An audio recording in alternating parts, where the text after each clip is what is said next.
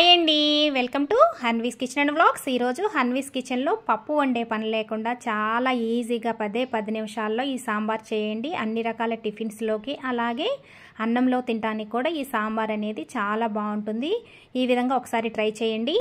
10 నిమిషాల్లో చాలా ఫాస్ట్గా చేసుకోవచ్చు. ఇది టేస్ట్ మాత్రం చాలా బాగుంటుంది. చట్నీతో పాటు సాంబార్ కూడా ఉంటే ఇంకా కొంచెం ఎక్కువే తింటారు కదా. ఈ సాంబార్ రోజు చేయాలి అంటే, రోజు పప్పు వండి చేయాలంటే కష్టంగా అనిపిస్తుంది కదా. అలా పప్పు వండే పని లేకుండా చాలా ఈజీగా 10 నిమిషాల్లో మనమైతే ఈ సాంబార్ని అయితే రెడీ చేసుకోవచ్చు. ఈ సాంబార్ని ఎలా చేసుకోవాలి ఏంటనేది ఇప్పుడైతే హన్వీస్ కిచెన్లోకి వెళ్ళి అయితే చూసేద్దాము. మీలో ఎవరైనా ఫస్ట్ టైం నా ఛానల్ కనుక చూస్తుంటే ప్లీజ్ సబ్స్క్రైబ్ చేసుకోండి. అలాగే ఇప్పుడు స్టవ్ మీద ప్యాన్ పెట్టుకొని 2 టేబుల్ స్పూన్ల ఆయిల్ వేసుకొని కొంచెం హీట్ అవ్వాలి. అది కొంచెం హీట్ అయ్యాక 2 బాగా పండిన టమాటాలను ముక్కలుగా కట్ చేసుకొని వేసుకోవాలి. అలాగే ఒక ఉల్లిపాయను కూడా సన్నగా తరిగేసి వేసుకోవాలి. వీటిని ఆయిల్లో మూత పెట్టేసి ఒక 4 to 5 మినిట్స్ అయితే మగ్గనివ్వాలి. మనకి టమాటా అనేది బాగా ఈ విధంగా బాగా మగ్గితే సరిపోతుంది.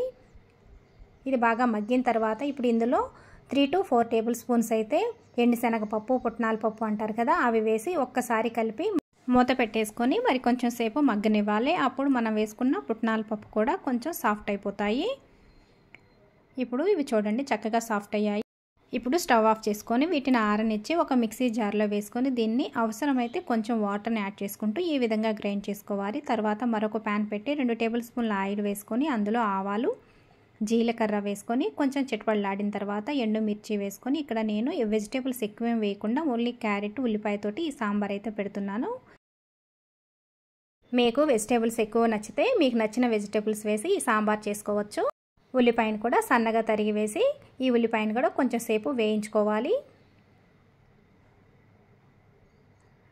ఈ ఉల్లిపాయ, క్యారెట్ అనేది కొంచెం మగ్గిపోయింది కదా. మగ్గిపోయిన తర్వాత దీంట్లో మనం ముందుగానే గ్రైండ్ చేసుకున్న టమాటా ఉల్లిపాయ పేస్ట్ ఉంది కదా, అది వేసుకోవాలి. ఈ పేస్ట్ని ఆయిల్లో ఒక 3 మినిట్స్ అయితే సిమ్లో పెట్టుకొని కొంచెం సేపు ఉడకనివ్వాలి. దీన్ని మూత పెట్టేసేసి ఒక 3 నిమిషాలు ఉడకనిద్దాము.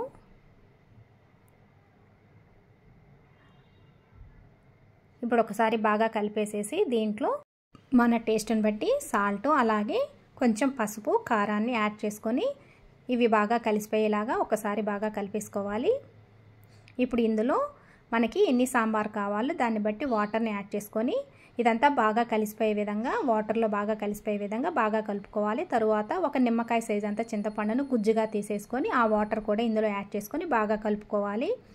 ఇప్పుడు సాంబార్ పొడిని డైరెక్ట్గా వేయకుండా, డైరెక్ట్గా వేస్తే మనకి గడ్డలుగా ఉండలుగా అనిపిస్తూ ఉంటుంది. మధ్య మధ్యలో కలవకుండా ఒక స్పూన్ సాంబార్ పొడిలో కొంచెం వాటర్ని కలిపేసేసి ఈ సాంబార్ పొడి వాటర్ని కూడా యాడ్ చేసుకొని ఒకసారి బాగా కలపాలి.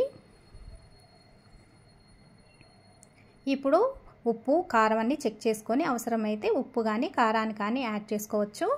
ఈ సాంబార్ని 2 పొంగులు వచ్చేంత వరకు మరగనివ్వాలి. ఇప్పుడైతే మనకి సాంబార్ అయితే రెడీ అయిపోయింది. ఎటువంటి పప్పు వండే పని లేకుండా చాలా ఈజీగా, చాలా ఫాస్ట్గా అన్ని రకాల టిఫిన్స్లోకి యూజ్ అయ్యేలాగా మనకైతే సాంబార్ అయితే రెడీ అయిపోయింది. టిఫిన్స్లోకి చట్నీతో పాటు సాంబార్ కనుక ఉంటే ఇంకా కొంచెం టిఫిన్ అనేది ఎక్కువే తింటాం కదా. రోజు టిఫిన్స్లో చేసుకోవాలన్నా చాలా ఈజీగా చేసుకోవచ్చు. మీకు నచ్చిందా? తప్పకుండా ఈ విధంగా ఒక్కసారి మీరు కూడా సాంబార్ని పప్పు ఉడకబెట్టకుండా చేసి చూడండి. మీ ఇంట్లో వాళ్ళకు కూడా తప్పకుండా నచ్చుతుంది.